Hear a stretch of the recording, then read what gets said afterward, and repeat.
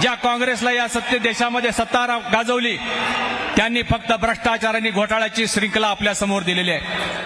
विकसित भारत म्हणलं की अंगावर शहार येतात.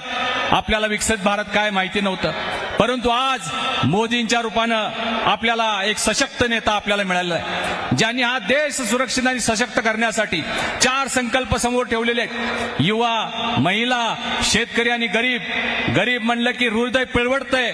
कधी माहिती नव्हतं, कारण 50-60 वर्ष फक्त गरिबी हटावचा नारा आपण ऐकत होतो. गरिबी कधी हटली नाही, कारण काँग्रेसच्या आणि त्या युपीआच्या नेत्यांचं कधी पोटच भरलं नाही.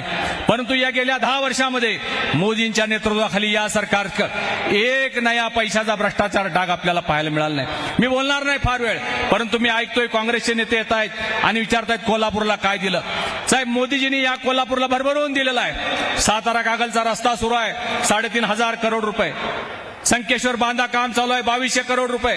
कोल्हापूर रत्नागिरीचं काम चालू आहे, 2,000 करोड रुपये. कोल्हापूरचं रेल्वे स्टेशन 45 करोड रुपये. कोल्हापूरच्या एअरपोर्टसाठी 274 करोड रुपये दिलेले आहेत. कोल्हापूरच्या जलजीवन मिशनसाठी 1,345 कोटी रुपये दिलेले आहेत. भरभरून कोल्हापूरच्या ई बसेससाठी 142 करोड रुपये दिलेले आहेत. आणि म्हणून असा एक नेता आपल्याला लाभलेला आहे, ज्याने आपल्या भारताची उंची संबंध जगामध्ये वाढवण्याचं काम केलेलं आहे. जगातलं सर्वोत्कृष्ट आपल्या देशामध्ये असलंच पाहिजे असा विचार करणारा एकमेव नेता मोदीजी.